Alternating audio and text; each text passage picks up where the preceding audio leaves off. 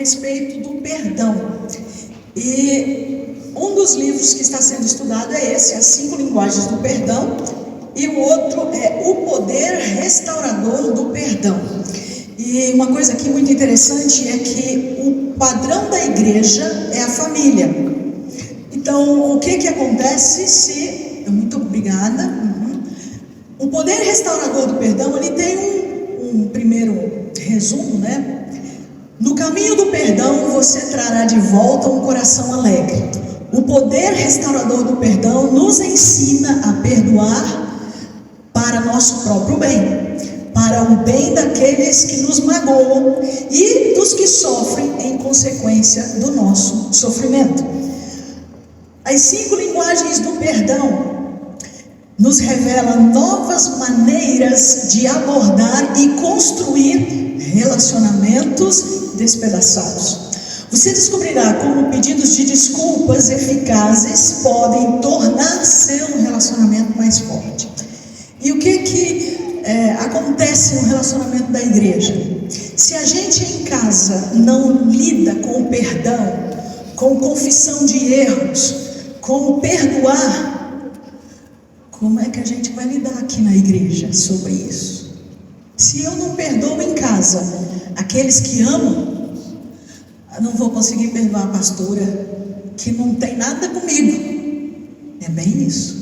Então nós vamos estar vendo algumas características do relacionamento de perdão e confissão de erros de dentro do nosso lar e trazer para dentro da igreja. Nós vamos estudar junho e julho, e isso vai ser muito especial, e eu quero te desafiar a vir na escola bíblica e nas quartas-feiras também. E junho e julho vai ser preparatório, porque vai acontecer no mês de agosto, eu nem vou dizer, mas nós vamos ficar com junho e julho. Vamos estudar sobre o perdão. Você já teve que pedir perdão? Você já foi ofendido e precisou perdoar? Você já teve que confessar um erro? Foi fácil? Foi difícil? E um dos estudos nós vamos entender por que é difícil pedir perdão, confessar erros. E o mais interessante é que se nós conseguirmos aprender a confessar os nossos erros e pedir perdão para aqueles que são da nossa família, vai ficar muito mais fácil quando acontecer alguma situação na vida da igreja e nós precisarmos confessar e pedir perdão àqueles que estão conosco. Então é um desafio, eu quero te convidar a estar conosco, a aprender, porque eu também estou aprendendo. E eu disse hoje na escola bíblica que os professores são aprendizes de Jesus sobre o perdão, tanto na escola adulta quanto os jovens e adolescentes também vão estudar esse mesmo material.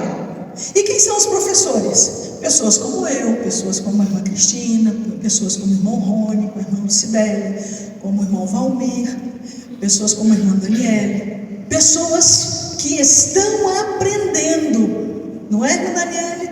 Isso, estamos todos aprendendo com Jesus a pedir perdão, a confessar e reconhecer nossos erros e a perdoar também. Então vai ser muito legal. Eu estou dizendo isso porque de repente você está dizendo, eu não vou participar dessas aulas, dessas lições, porque eu tenho umas dificuldades aqui no meu coração. Não foi isso que vimos hoje, irmã Celeste? Mas se você vier, vai ser bom, porque a gente vai aprender junto e vamos colocar aos pés da cruz de Cristo aquilo que deve ser feito e como fazer. Esta semana nós estamos na semana do... O que acontece na primeira semana do mês da nossa igreja? Eita, já começou fraco o negócio aqui. O que acontece na primeira semana da igreja do mês? Muito bem. Você tem motivos para estar jejuando e orando? Eu tenho. E como igreja nós temos um tempo temos reservado esse tempo para orar pelos nossos cônjuges, pelo lar, pela família, pela conversão dos nossos cônjuges, porque, irmãos, se nós tivermos restauração, cura, libertação dentro do nosso lar, isso também acontecerá dentro da igreja de Cristo Jesus. Não adianta, como igreja, nós queremos aprender e andar nos ensinos do Senhor se dentro de casa a gente não vive isso. Então, eu desafio você a nessa semana estar comigo, vivendo uma semana de jejum e oração. E pode ser, hoje aí uma pessoa veio dizer para mim, né, mas eu não consigo fazer todos os dias.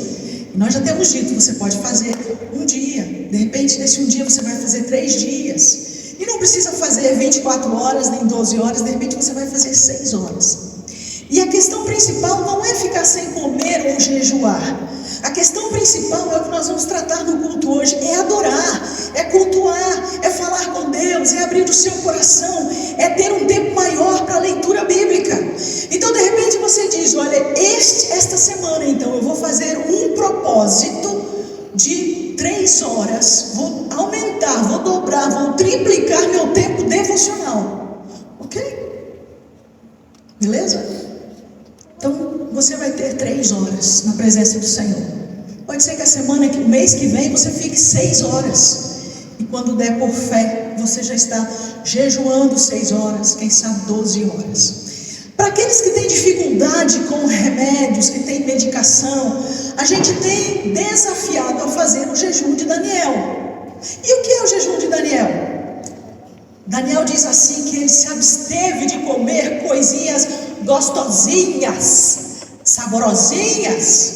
Então, por exemplo, hoje na escola bíblica, a irmã Cristina disse que a mãe dela fez o que para ela hoje no almoço dela lá? E o que mais? Um mousse de chocolate e lasanha. De repente, no jejum da irmã Cristina essa semana, ela vai ficar só com a verdurinha, com o leguminho, um chuchu, enfim, e tomando água. Por exemplo, uma das coisas que eu abstenho, aliás, são 2, né? Eu abro mão do que mesmo, irmãos? Do café. E do que mais? Isso mesmo, eu abro mão da carninha, né? E você? Você vai ter seu tempo de oração, abrindo mão do quê? Para estar mais tempo na presença do Senhor. Esse é o nosso momento de jejum e oração. E nós vamos intensificar as orações pelo Educa. Além disso, além de estarmos orando pelos nossos cônjuges e pelo Educa, estarmos clamando ao Senhor pela nossa igreja, pedindo que Ele venha sobre nós com poder e graça. Que coisa boa! Mas nós estamos falando de adoração, e cantamos e celebramos, e essa adoração da descoberta, ela nos leva a descobrir coisas especiais. Por isso que o tempo de jejum é um tempo de adoração. O tempo de jejum é um tempo de clamor, o tempo de invocar o Senhor, um tempo de celebrar ao Senhor, um tempo de cantar ao Senhor. O tempo de jejum e oração é de aumentar o nosso devocional na presença do Senhor. Isaías capítulo 6, versículo 1 ao versículo 8, vai nos ajudar a entender esse texto. E como nós estamos como igreja estudando e aprendendo sobre adoração e louvor, esse final de semana nossa igreja esteve junto lá na BAC. Talvez você não tenha ido, mas a nossa igreja esteve sendo representada pelo irmão Rony, a irmã Daniele, e certamente nós seremos abençoados por aquilo que eles foram abastecidos lá. E talvez se eles chegarem perto de você e te desafiar a estar envolvido na adoração, no louvor, a estar aprendendo um instrumento para estar tocando, aceite o desafio e diga: eu quero servir, eu quero adorar. Se de repente lá no teu pequeno grupo você for desafiado, desafiada a celebrar, a cantar, aceite o desafio. Sim, porque o Senhor Deus quer nos usar para o melhor. E quando nós adoramos o Senhor, nós descobrimos coisas extraordinárias a respeito do Senhor.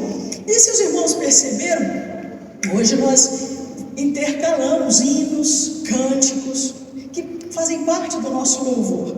Há 2 domingos atrás, nós tivemos aqui o pastor Luiz Cristóvão, que estava pregando, e de repente, entre a mensagem dele, ele cantava. E alguém que estava aqui se identificou com aqueles cânticos e dizia: puxa, eu ouvi a minha mãe, eu ouvi a minha avó cantando aqueles cânticos, e ela me ensinou aqueles cânticos. E conta uma história de um casal que moravam no interior de um determinado estado, país, e eles vão visitar parentes na capital. E quando chegam lá, eles eram cristãos, convertidos, e quando eles chegam, o O esposo disse: eu vou ao culto, eu vou à igreja. Porque quando a gente tira férias, a gente não tira férias de Deus. Enquanto a gente vai passear, a gente não tira folga de Deus. Vamos ao culto. E esse irmão foi ao culto. Achou meio estranho. Ele estava acostumado com o culto que tinha lá na fazenda, lá na roça, lá no interior do Espírito Santo, onde eu cresci. E aí ele veio para a capital. E quando chegou em casa, a esposa disse: e aí, meu bem, como é que foi? Gostou do que foi pregado lá no culto? Gostou do culto? Ele disse: eu gostei, o culto foi bom, foi interessante. Mas você acredita que eles não cantam hinos? Aí a esposa disse: como assim eles não cantam hinos? Ele disse: eu vou tentar te explicar, meu bem, mais ou menos como a nossa linguagem da roça. Então, é mais ou menos assim. Se eu disser para você: as vacas invadiram o milharal, isso seria um hino. Mas, se eu dissesse para você: Marta, Marta, ó Marta, Marta, Marta, as vacas, as grandes vacas, as vacas marrons, as vacas pretas, as vacas brancas e as vacas malhadas, as vacas invadiram o milharal, estão no milharal, se encontram no milharal, milharal, milharal, milharal. Então, se repetisse isso várias vezes, umas 2 ou 3 vezes, isso seria um cântico.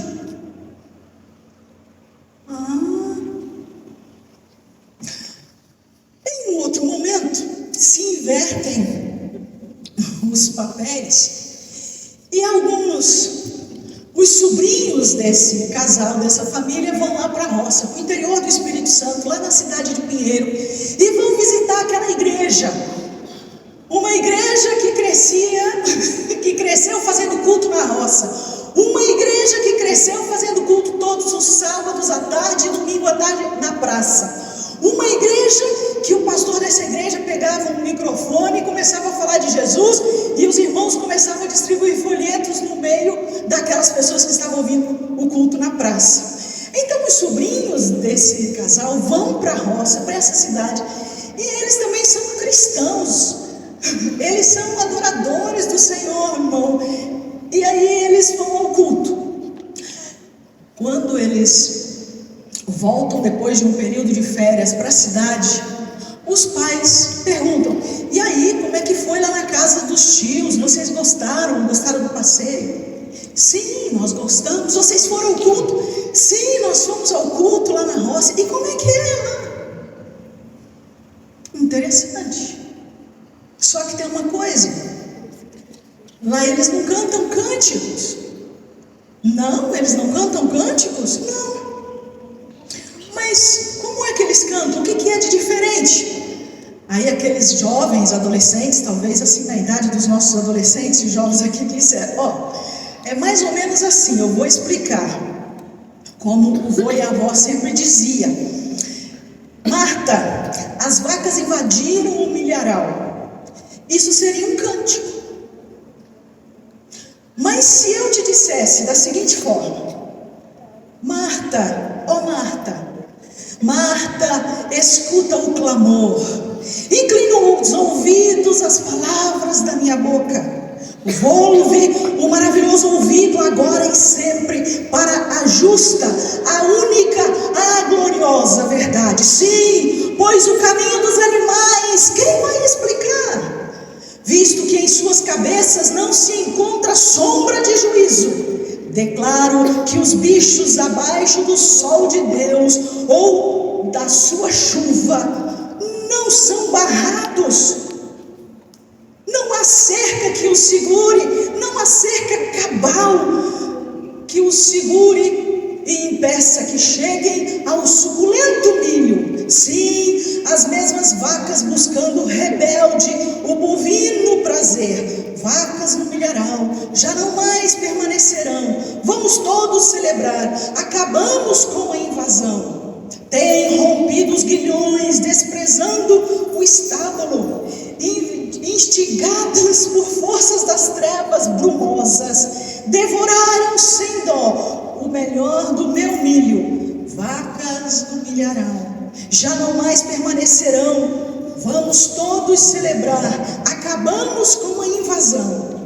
Marta, aguardemos o brilho feliz desse dia em que a terra se renovará. Nenhum bicho fará a terra se renovar. Nenhum bicho fará a minha alma chorar, pois vaca nenhuma no milho estará.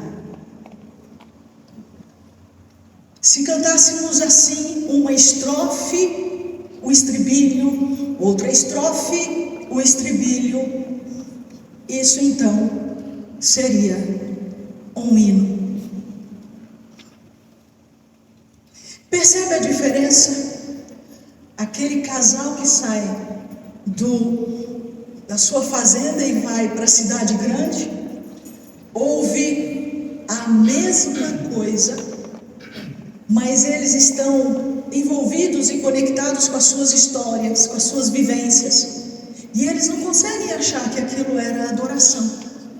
Aqueles jovens saem da cidade grande e vão para aquela cidade do interior, ouvem a mesma coisa, mas de uma forma diferente, com estrofes, estribilhos, estrofes, estribilhos, estrofes, estribilhos.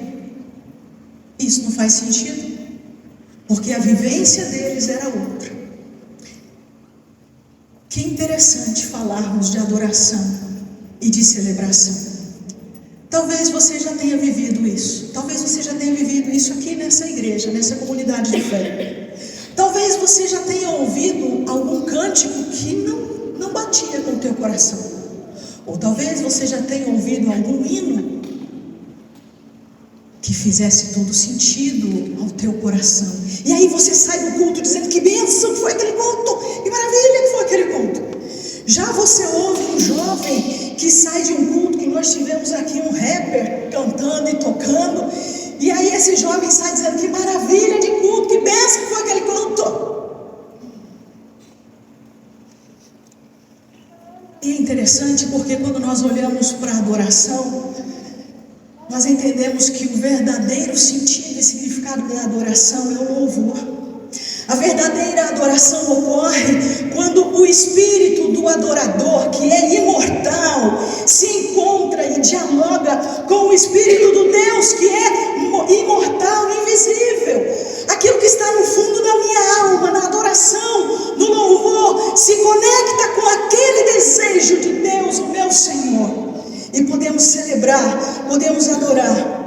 Então, em Isaías capítulo 6, o versículo de 1 ao 4, o Senhor Deus, aqui nessa adoração de Isaías, faz identificar na sua adoração quem é o Senhor. O texto está falando a respeito dessa verdadeira adoração que vem dessa conexão da alma humana com a conexão da alma do Espírito de Deus, que é aquele que nos leva a revelar, a identificar quem Ele é. O texto diz: no ano em que morreu o rei Uzias, eu vi o Senhor assentado em um trono alto e exaltado, e as abas de suas vestes enchiam o templo. Você consegue ouvir esse hino? E o hino continua: acima dele estavam serafins, cada um deles tinha 6 asas, com 2 cobriam o rosto, com 2 cobriam os pés, com 2 voavam, e eles proclamavam uns aos outros. Vamos recitar juntos esse versículo, essa parte final. Santo, santo, santo é o Senhor dos exércitos, a terra inteira está cheia da sua glória. Ao som das suas vozes, os batentes das portas tremeram e o templo ficou cheio de fumaça. Sim, quando a adoração glorifica a Deus, quando a adoração exalta a Deus, quando a adoração eleva os atributos de Deus, então exaltamos exaltamos a sua glória. Então isso é culto, isso é adoração. Podemos glorificar o nome do Senhor, podemos adorar o seu, louvar o Senhor Deus no seu santo templo e celebrar o seu nome. Feche seus olhos. Eu quero ler um texto bíblico e tente imaginar esse cântico. Depois disso, ouvi uma alta voz, semelhante a de uma grande multidão nos céus, que exclamava: Aleluia! A salvação, a glória e o poder pertencem ao nosso Deus, pois verdadeiros e justos são os seus juízos. Ele condenou a grande prostituta que corrompia a terra com a sua prostituição. Ele cobrou dela o sangue dos seus servos. E mais uma vez a multidão exclamou: Aleluia! A fumaça dela sobe pelos séculos dos séculos.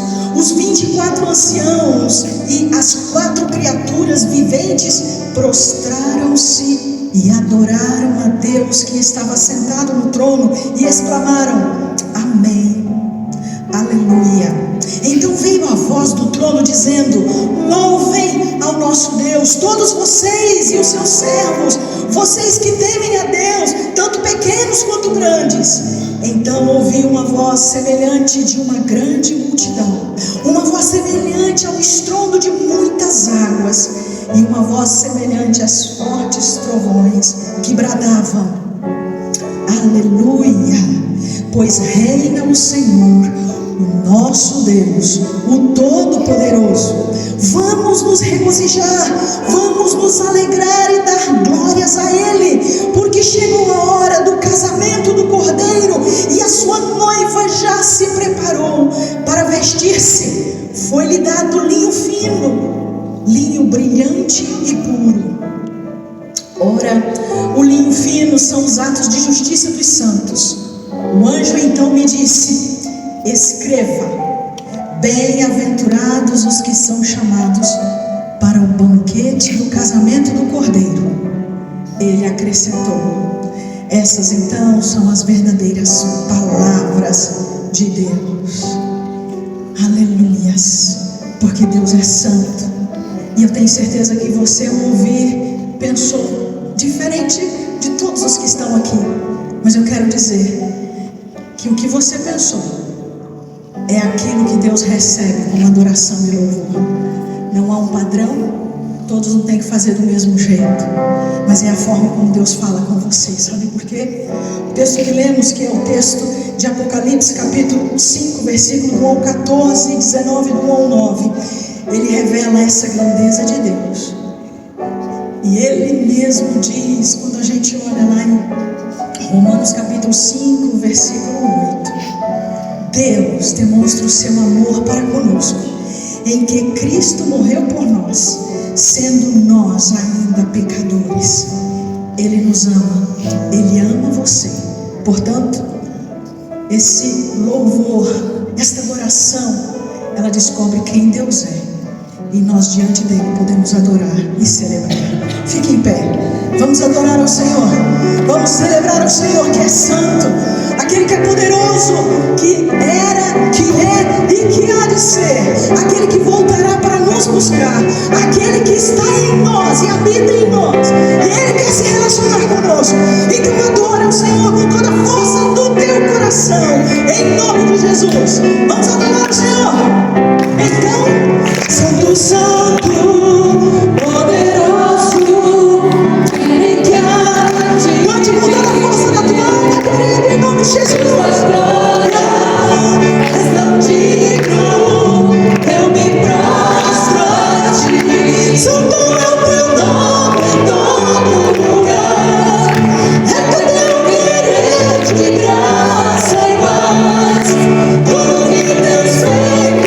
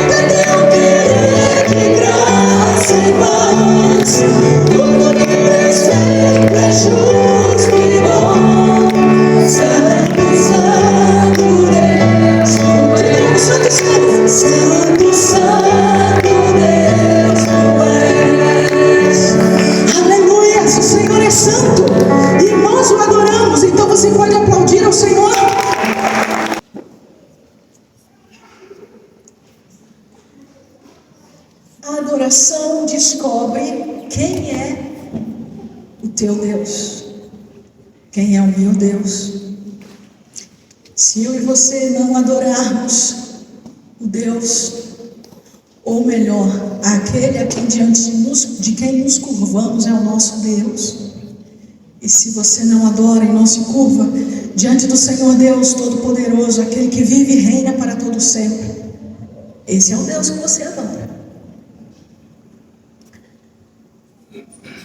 A adoração me revela quem eu posso ser.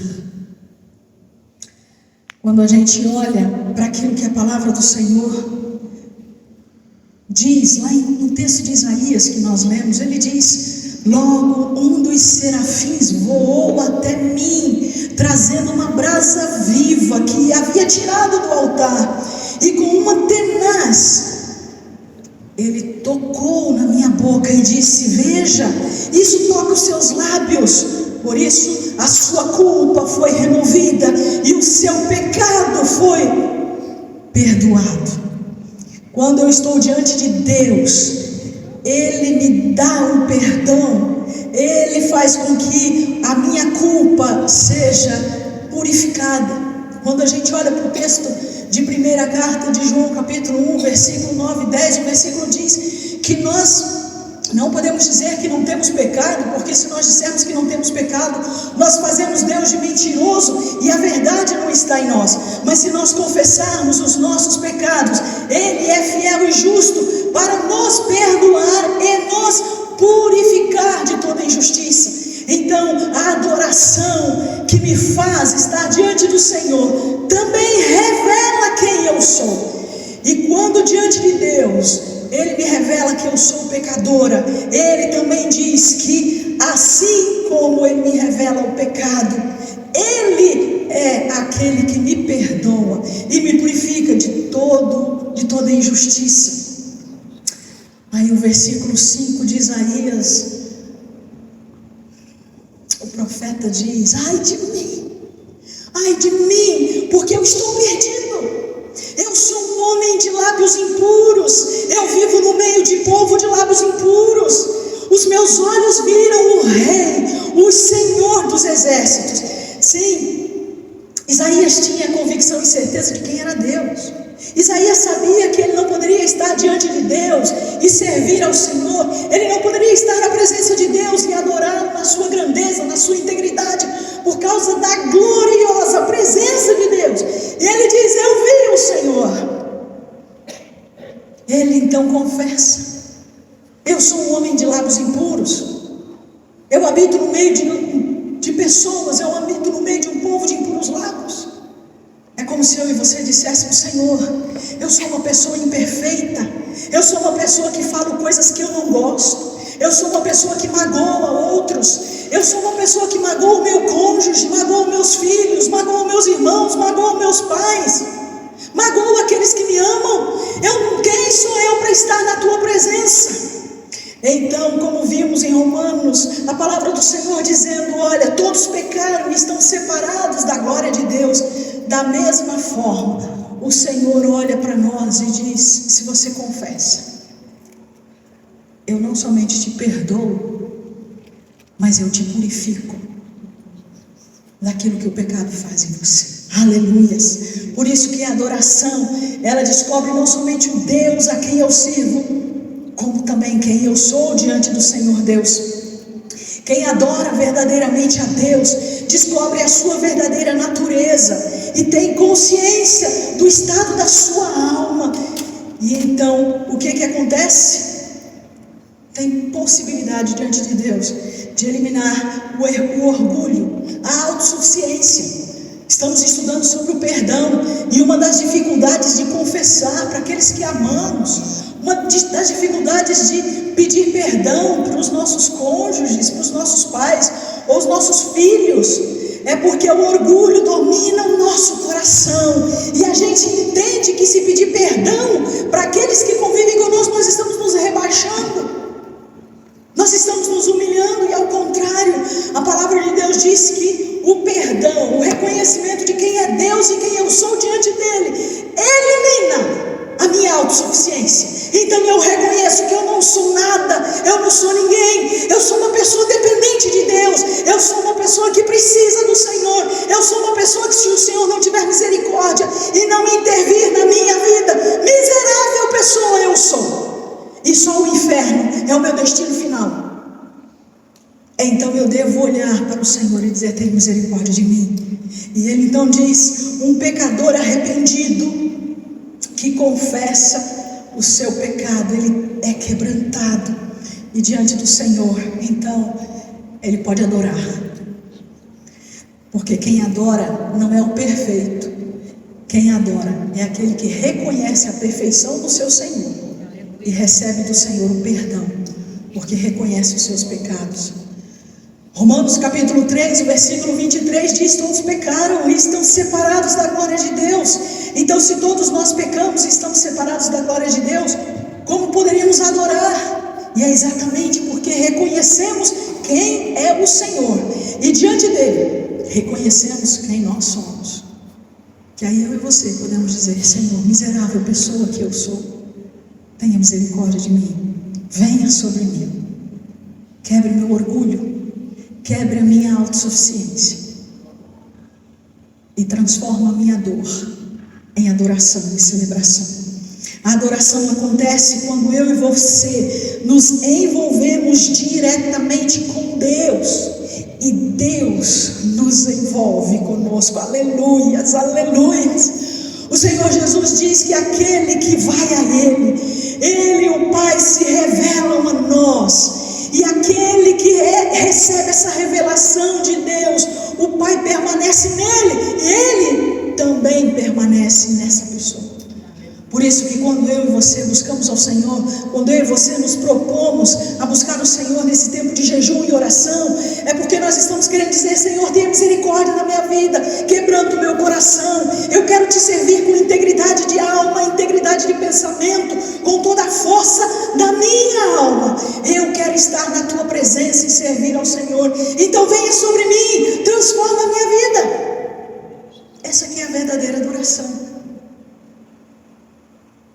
Quando nós, com o coração orgulhoso, estamos na presença do Senhor, nós não conseguimos adorar com integridade o nosso Deus. Então há esperança em Cristo, aleluia, sim, porque Ele diz: assim como o salário do pecado é a morte, a esperança está no dom gratuito de Deus, que é a vida eterna em Cristo Jesus. Então, quando eu e você reconhecemos que Jesus é o nosso Senhor, quando eu e você o buscamos e dizemos: Senhor, venha sobre a minha vida, venha sobre os projetos da minha vida, venha sobre o dia de amanhã, o mês que entra, o ano que entra, enfim, venha sobre mim. Eu estou dizendo exatamente isso. O dom gratuito de Deus é a vida eterna.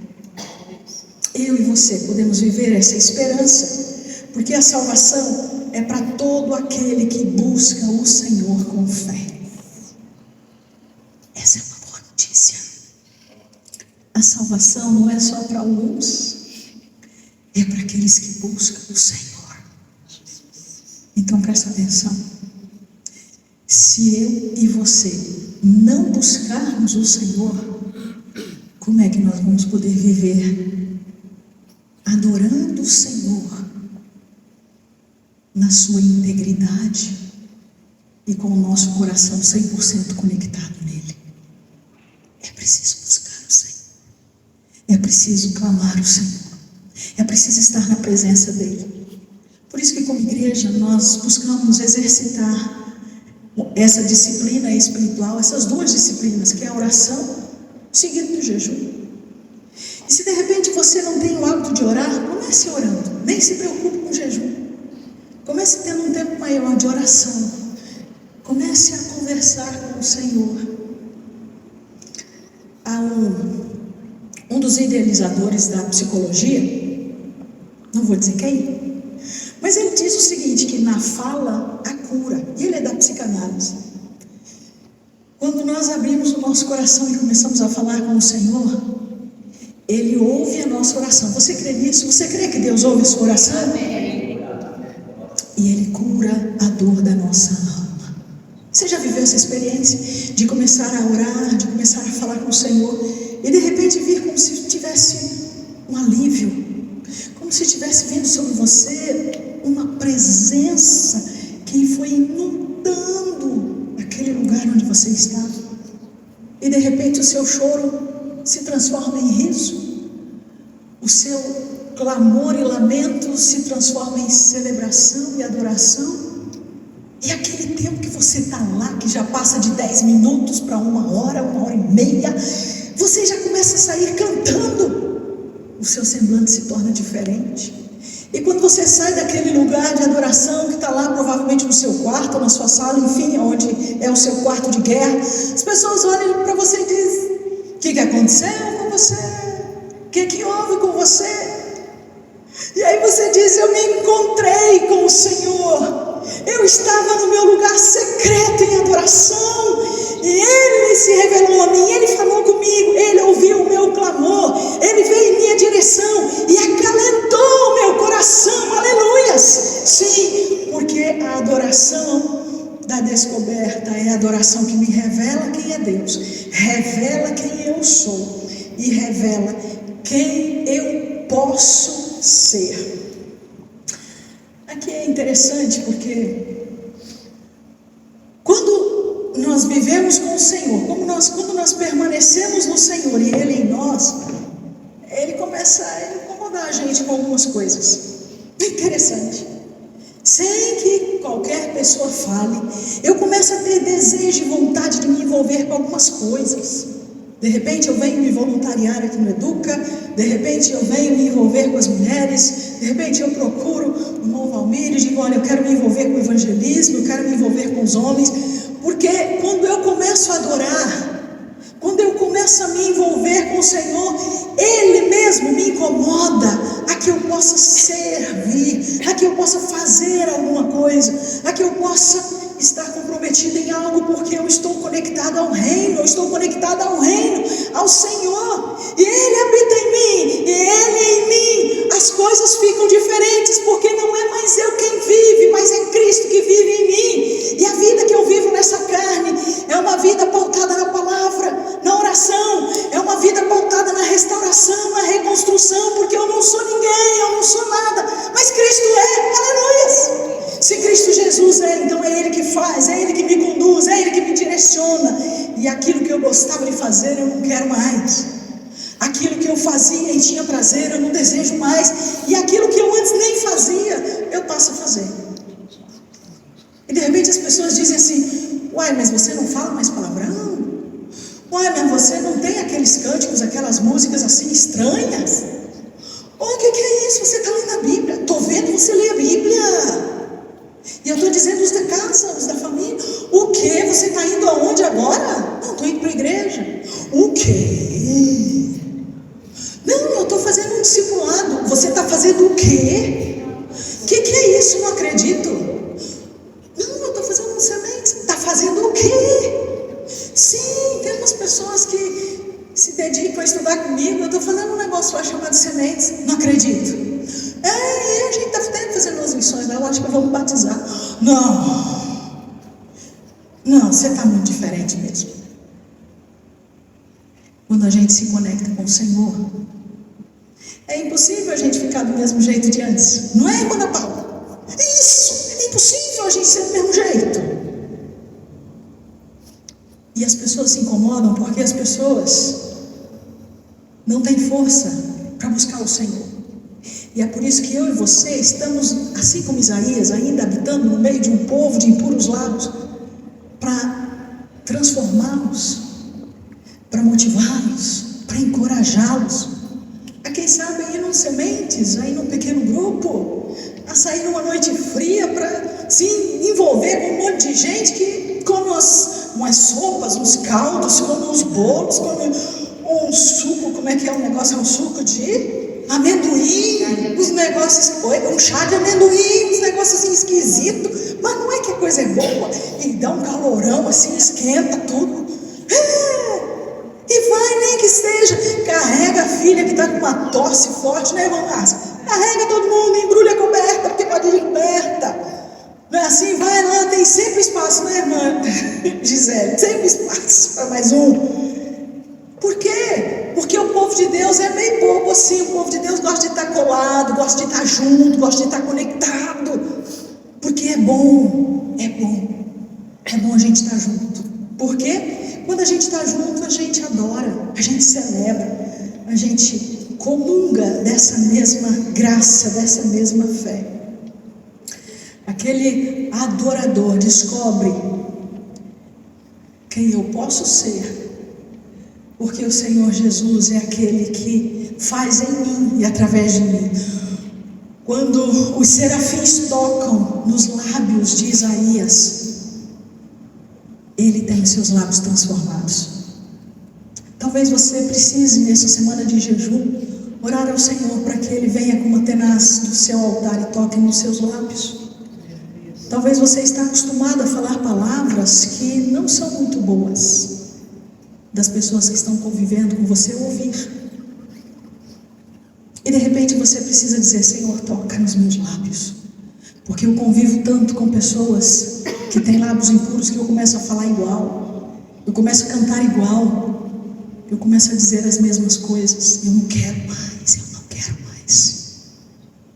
Eu não quero. Toque nos meus lábios, queime os meus lábios. Quem adora a Deus percebe todo o potencial recebido de Deus em si, ao ser cristão, ao ser essa nova criatura. Reconhece o seu potencial de ser essa nova criatura. Então o adorador tem uma intimidade real com o Pai. E ele percebe que assim como Cristo foi enviado, somos também enviados. Somos enviados também.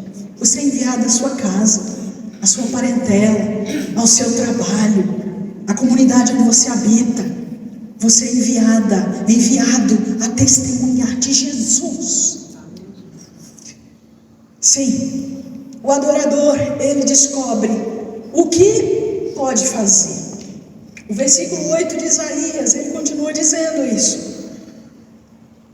Podem ler junto comigo? Logo, um dos serafins voou até mim, trazendo uma brasa viva do altar. Que havia tirado a com ela trabalhador e disse: veja, isto tocou os seus lábios, por isso a sua culpa foi removida e o seu pecado perdoado. Quando o nosso pecado confessado, ele é perdoado, então ele remove de nós esse peso do pecado, e ele me diz aquilo que posso fazer. Versículo 8, então ele diz, vamos recitar juntos o 8?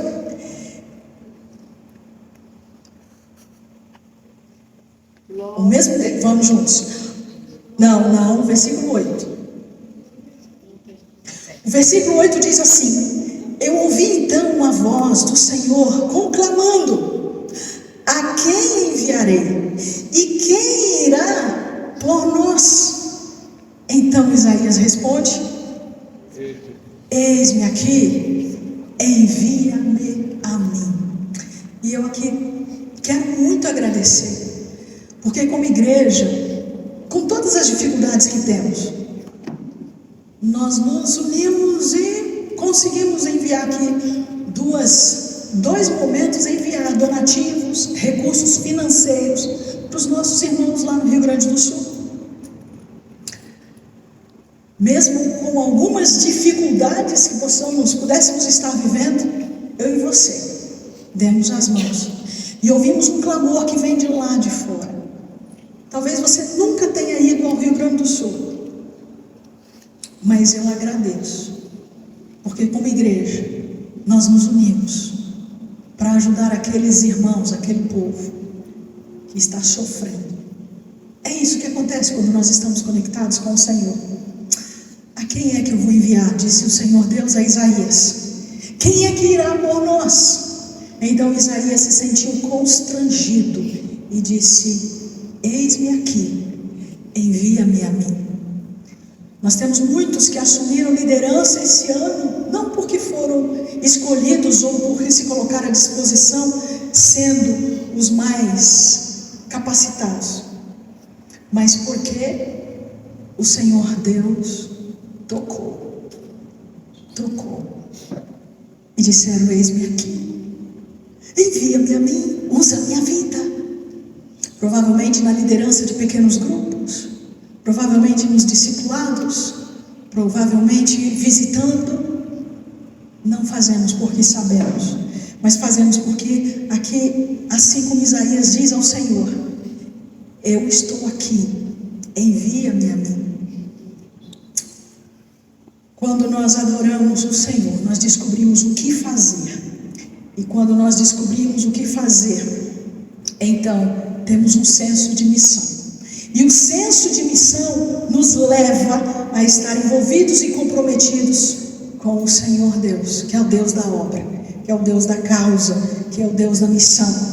Esta adoração da descoberta, ela transforma os meus valores. Se antes eu era uma pessoa que guardava, sabe-se lá para o quê? Eu agora consigo contribuir, eu consigo ofertar, eu consigo dizimar, eu consigo olhar a necessidade de alguém e servir, porque o Deus da missão toca em mim e me desperta a envolver. A adoração e serviço são inseparáveis. Eu não posso dizer que eu adoro o Senhor se fico de braços cruzados diante da necessidade. Eu não posso dizer que sirvo ao Senhor ou que Deus é o meu Senhor se eu não me envolvo com a necessidade do outro, se eu não choro com aquele que chora, se eu não sinto a dor do outro.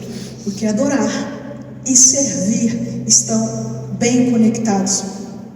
E da mesma forma, quando Robert Byle ele fala a respeito do serviço e de adoração, ele diz o seguinte, que esta palavra adoração é uma palavra de origem grega e o seu significado quer dizer serviço.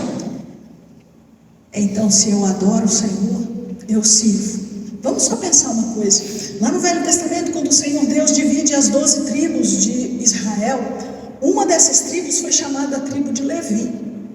Foi uma das tribos que não recebeu herança de terra, mas o restante das outras tribos, Deus disse: vocês vão sustentar a tribo de Levi, porque a tribo de Levi é a tribo que Deus escolheu para servir.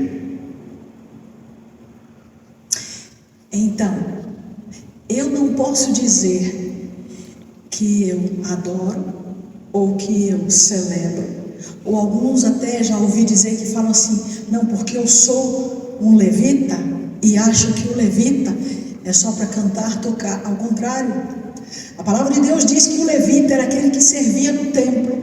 Ele chegava 1 hora antes, ele colocava azeite nas lamparinas, ele varria, ele limpava, ele organizava.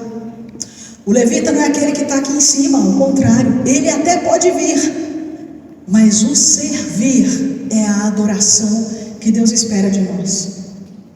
Estar aqui é a parte mais simples e fácil, e às vezes quem está aqui nem merece estar aqui, porque não serve, não se relaciona com pessoas, não discipula, não está envolvido num pequeno grupo, não tem filhos na fé, então não precisa estar aqui. Porque esse lugar não é lugar para exibicionismo, é lugar de rendição, é lugar de contrição. Então o adorador é aquele que se doa, o adorador é aquele que investe a sua própria vida para servir. Por isso que o Senhor Deus escolhe essa tribo e diz: eles vão servir aos demais irmãos, às demais tribos, e vão adorar. Então por isso, estar na presença do Senhor, adorando, significa estar comprometido com servir no reino. Adorar está comprometido a investir a minha vida nos compromissos de Deus no reino. E eu digo: eis-me aqui, envia-me a mim. Eu faço uma visita, Senhor, pode me enviar. É para estar abençoando alguém com uma cesta básica, Senhor, pode me enviar. É para estar orando com alguém, Senhor, pode me enviar. É para abrir a minha porta, para que o pequeno grupo se reúna na minha casa, pode me enviar. É para fazer um discipulado ou ser discipulado, eis-me aqui, envia-me a mim. Isso é ser um levita. Isso é ser um levita. Concluindo, quando nós queremos realmente nos envolver com o Senhor e adorá-lo, então nós precisamos tomar algumas decisões. Provavelmente essa semana vai ser uma semana de desafios na sua vida. E eu gostaria que você decidisse se relacionar com Deus. Que fosse uma semana em que você priorizasse um relacionamento com Deus. Que você se arrependesse dos seus pecados e que você pedisse perdão a Deus. Estamos estudando sobre perdão. Provavelmente você vai ter que ou perdoar alguém ou confessar a alguém. Pense nisso. É uma semana que você vai decidir confessar Jesus como seu Senhor e Salvador. E nós só estamos envolvidos na adoração quando primeiro fazemos isso. Eu confesso Jesus como meu Senhor e Salvador. E por fim, eu decido adorar a Deus e servir ao meu próximo. Talvez o servir essa semana seja fazer uma sopa bem quentinha e levar para alguém que não tem nada. Ou talvez seja permitir que a sua despensa seja compartilhada com alguém que não tenha nada na sua despensa. Você quer adorar o Senhor?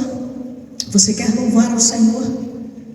Aqui tomar algumas decisões e provavelmente deixar que o Senhor Deus toque em você primeiro. Confessar o Senhor como teu Senhor e Salvador.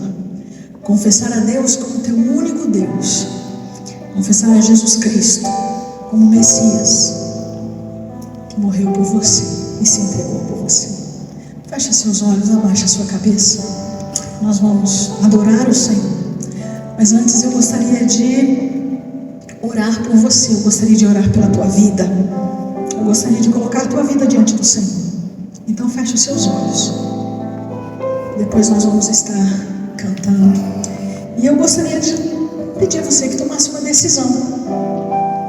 Eu não sei como foi ou de que maneira o Senhor Deus tocou na tua vida agora, mas que você tomasse uma decisão diante do Senhor. Feche seus olhos e abaixe a sua cabeça, por favor. Senhor, em nome de Jesus, estamos aqui, ó Deus, tomando a decisão de sermos adoradores, de celebrarmos o Teu nome, de clamarmos o Senhor. Pedimos a Deus que o Senhor venha sobre nós com a Tua bênção e confessamos, ó Deus, o Senhor como nosso único Deus, Cristo Jesus como nosso Senhor e Salvador. E que nesta semana, ó Deus, nós possamos viver o Teu sobrenatural, que nós possamos descobrir quem o Senhor é, que possamos descobrir quem somos, ó Deus, que possamos descobrir como viver uma nova vida, que possamos descobrir como servir, o que fazer diante do Senhor, e que assim possamos decidir viver essa nova vida que o Senhor nos oferece. Toque em nossos corações, ó Deus, ajuda-nos. É a oração que fazemos, ó Deus, em nome de Jesus, em nome de Jesus.